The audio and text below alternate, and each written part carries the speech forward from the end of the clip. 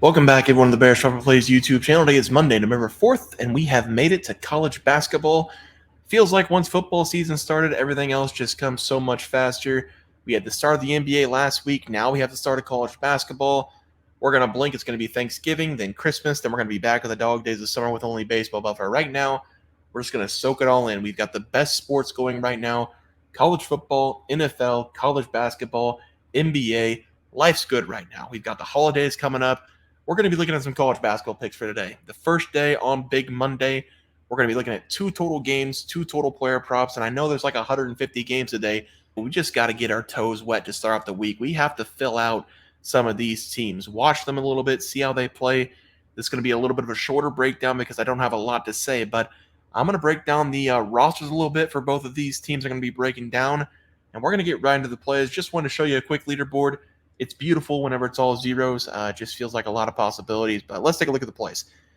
Baylor going up against Gonzaga. This is going to be a top 10 matchup. Gonzaga, I think they're going to win this game. I'm going to take them minus 3.5. Looking at Gonzaga in 2024, we're not going to have a few players from last season, including Watson, who was the heart and soul of this team. Most likely starting five, it looks like, for the Gonzaga Bulldogs. We're going to start with Ryan Nimhard, a returning starter. Nolan Hickman returning. Michael Ajayi, who is not a returning starter. Ben Gray, and then Graham Ike. So four of those guys are returning starters from last season. Then we're going to have Brandon Huff as a sixth man. So 5 of 6 returning for the Gonzaga Bulldogs. This has potential to be a very good team this season.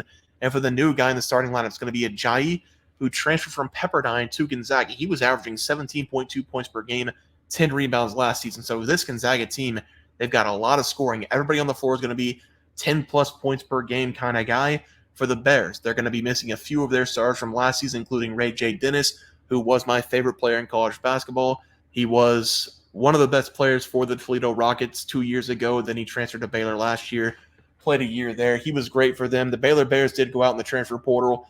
They got Jeremy Roach from Duke. They're going to have Jordan Nunn, Langston Love, who came off the bench last season dealing with a lot of injuries, Norshad Omier, who I believe was the Miami center or power forward last year.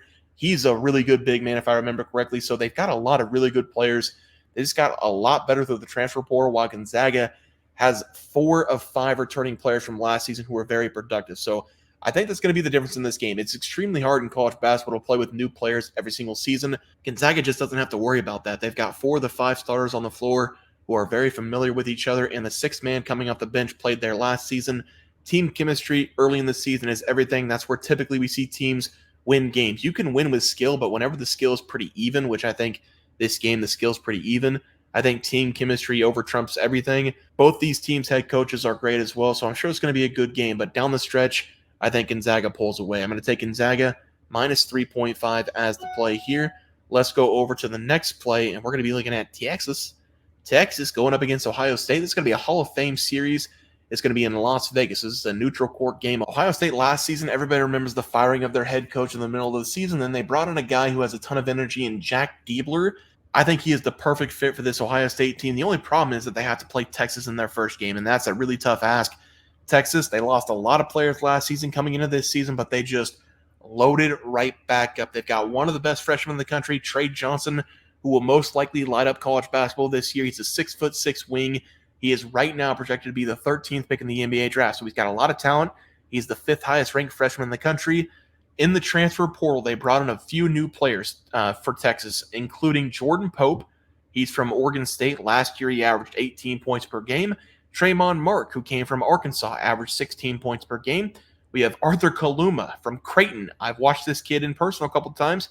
He's got insane athleticism. They have 5 players coming over from the portal that averaged at least 11 points per game last year. So this is going to be one of the highest scoring teams in the country. They've got a top freshman in the country. This is one of the circumstances that we can say talent is going to trump chemistry, because whenever you look at Ohio State, they've got some good players. They've got one great player in Bruce Thornton. He was really good last season. They lost Jamison Battle. They lost 4 of the 5 top scorers from last season. I think Jake Diebler is a very, very, very good head coach. But right now, he's going to have to coach up his guys a week, maybe 2 weeks to get them competitive. I hope I'm wrong about the first couple weeks of the season for Ohio State. I just don't think they're going to be very good. Jake Diebler, though, last season, he was put in an unwinnable situation in every single game. It felt like Ohio State was never an easy out. I remember taking them against the spread throughout the entire back half of the college basketball. I'm going to take Texas here, though, minus 2.5. I would say this is going to be a 10-plus point blowout, but Jake Diebler, he just always has his guys ready. So I'm going to take Texas here, 76-70. Final score, but they cover the spread. Let's go over to the player props for today. These are going to be extremely short, but we're going to start with Baylor going up against Gonzaga. Baylor has a few players coming over from the portal. They have a few players coming in that they recruited, but the one player who's going to be the problem in this game for Gonzaga is most likely going to be Jeremy Roach. He's got some big-time shoes to fill. Ray J. Dennis was elected for Baylor. He was one of the best assist men in the country last year. He was basically guaranteed a double-double every game, 10 points, 10 assists. With Jeremy Roach this season, I do think he's going to be one of the top scorers for the Baylor Bears. He's coming over from Duke. He scored 14 points per game last season. They're going to need him in this game to try to stay competitive with Gonzaga, who will most likely be up the entire game. I'm going to take Jeremy Roach here. The player props are not out yet for college basketball. Get used to that. So I'm going to take anywhere between 12.5 and 15.5 points. If it's over 15.5 points, it's going to be a hard pass for me on that first player prop. And for the last player prop, we're going to get to talk about this guy, Trey Johnson. Texas going up against Ohio State. This is a 5-star freshman coming into this program. He was one of the top recruits in the nation. He got all the invitations to the biggest schools in the country, but he decided to go with Texas. He does live in Dallas, Texas, which probably went into his decision, but he played at Lake Highlands High School. He averaged 23.8 points per game as a sophomore, 21.8 points per game. As a junior, he averaged 21.8 points per game, and he led his high school to the first state championship game in nearly 50 years, and they won. He was named Texas Mr. Basketball after that championship run, and from everything that I've seen on this kid, he looks like a leader. He looks like a guy who's going to come in immediately for Texas and score. He's got a lot of hype behind him. I'm going to buy into the hype for right now. I'm going to take the over, 12.5 points to 15.5 points. Again, if it goes over 15.5, it's going to be a hard pass for me. I can't bet anything above that. I haven't seen him play yet. So those are going to be the two player props. Let's go over the recap graphic. We're going to take Gonzaga minus 3.5 and Texas minus 2.5, all chalk in the first day. Trey Johnson over his total points, played between 12.5 and 15.5. And then Jeremy Roach over his total points between 12.5 and 15.5. Then on the other matchups, I didn't want to break it down too much, but we have Florida going up against South Florida. These teams don't like each other. It's a rivalry game, and we're going to go with South Florida plus 10.5. They tragically lost their head coach a couple weeks ago. I can't imagine what the family, the program, the players, everybody's going through right now. Impossible situation for the interim head coach, Amir Abdur-Rahim. He died a couple weeks ago. I believe it was like the 23rd of October, 22nd of October, somewhere around there. But he was the head coach for the Bulls last season.